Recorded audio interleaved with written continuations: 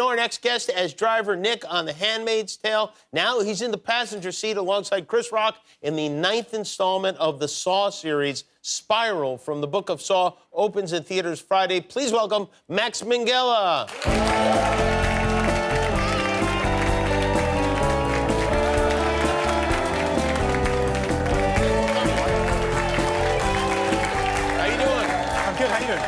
I'm doing well, thanks. Yeah, you have an English accent. They told me you had an English accent. I didn't believe it.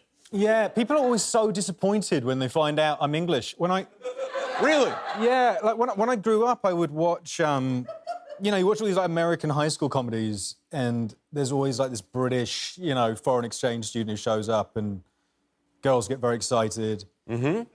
I thought that might happen for me. Did it? And yet, no, every time I meet anybody and they find out I'm English, they just looks very miserable. I feel the opposite. But it does make me feel like I can't trust you, thinking that you were talking. And I'll tell you another thing, and I know this is dumb, but I am always impressed when a Brit does an American accent very well, but I never am the slightest bit impressed when an American does a British accent. And in fact, I find it annoying. Really? That's fair enough. I mean, I feel like that too many British people play Americans. Do you know what I mean? Like we get. You do? Yeah, we get a lot of work here, and maybe more than we should. Interesting. It's quite an interesting position to take. Yeah, it's strange. I don't know why. I mean, Americans should play Americans. Well, yeah, I don't know. Well, so I would imagine people though are like kind of taken aback by that, but you're an actor and they shouldn't be. Yeah. And I'm talking to myself really right now. Yeah. So I'm Your dad, I didn't know this about you. Your dad was an Oscar-winning director. Your dad directed the movie The English Patient. Yes. Your mom, maybe still is, a dancer, choreographer in the film business, and I'm sure. Well, my dad worked with Matt Damon, your dear friend. Oh, you had to ruin it, didn't you? Yeah, your best friend, Matt Damon. Yeah, no, I grew up around it for sure, and it made me like a weird child, I think. Being around the movie business? Yeah, it did. I was like a very nerdy kid. I'm a nerdy adult, but I was a very nerdy kid, and, you know, other people would be, like, playing sports or, like, whatever, and I was, like, obsessed with box office from... Really? Like how much money the movies made? Yeah, like 4 or 5 years old, and this is... I'm sort of showing my age now, but it was back in the day where you would have to, like, call a number up.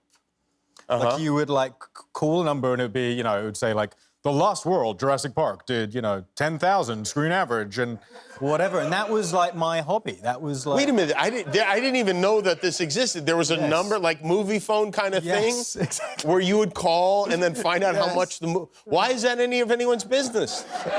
It was, you know, we didn't have the trades in England. I wasn't fancy. I didn't grow up in Beverly Hills. So in England, you could call and find out how much a movie made. And would they give you the worldwide receipts or just the local England numbers? It was just the domestic, yeah. Just the domestic. That's very, very strange. It's amazing that I've survived to adulthood. And what would you do with that information once you had it? Absolutely nothing. It's so funny. Like, I think I would, like, I was an only child. I'd, like, celebrate in my room if, like, something did well. Really? Yeah, it was, like, pathetic. You'd pick a movie that you liked, and then that would be the one. Like, I really hope Twister opens this weekend. Oh, it did. Good. Good. I can sleep tonight. Now, you shoot The Handmaid's Tale. It's set in America, but you shoot that in Canada, right? Yeah, we shoot it in Canada, and then we shot Saw in Canada, too. Oh, you did? Okay. Oh, wow. All so right. I can't escape Canada, but I love it. We shot them both in Toronto, and it's the weirdest thing. So there's another show in Toronto that's called Shadowhunters. Okay. Oh, yeah, I've heard of that show. I've never seen. It's like a teen show. Right. And I guess there's a guy on Shadowhunters who I look like. I don't know who, but apparently there's some guy on Shadowhunters who I look like, and people love this actor. Whoever he is, people love the Shadowhunter. So, like... It's like, for the moment I started working there, you know, I'd get an Uber, and, like, I'd get in the back of the Uber, and the Uber driver would be like, oh, Shadowhunter, like, you know, like, free hand sanitizer or whatever it is.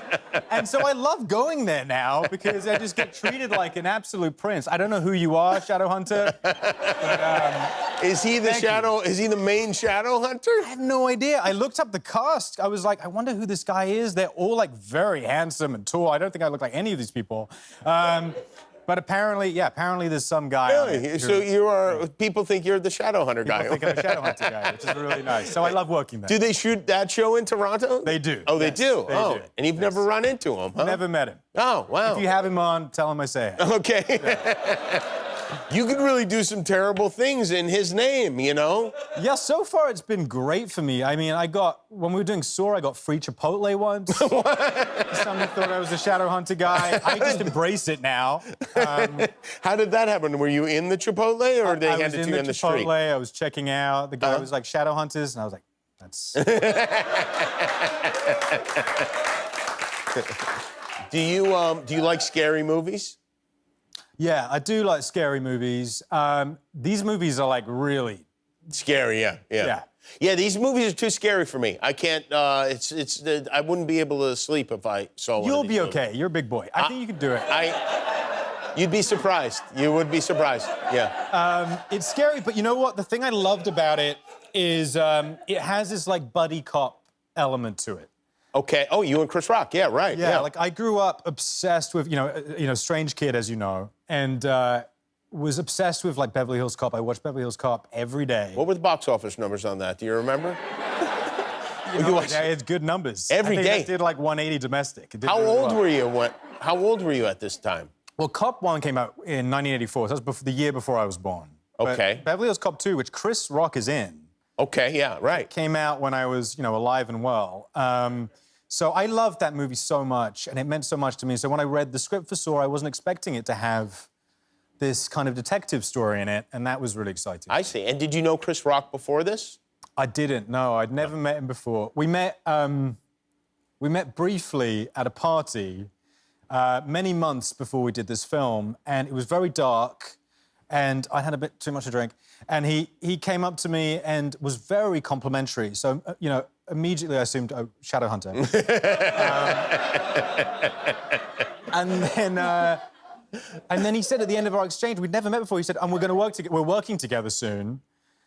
See you soon. And I was like, okay, he definitely thinks I'm somebody else because we're not working together soon. But it turns out he was ahead of the game. He knew. Oh, he knew that you'd been, that they had decided on you for the part. Oh, wow, interesting. Well, what a way to find out. Yeah, I had no idea what he was talking about until 4 months later. Well, maybe he was confused, and maybe that other guy was supposed to be in this movie. You're right. Shadowhunter said, no, I can't, I'm not available. Forget Chipotle. You really scored on this deal. Yeah.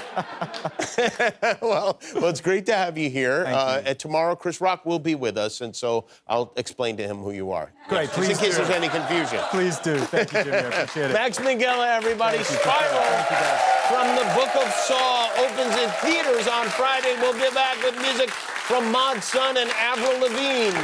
Hi, I'm Jimmy Kimmel. Click below to subscribe to our YouTube channel, or if you want to be that way about it, don't.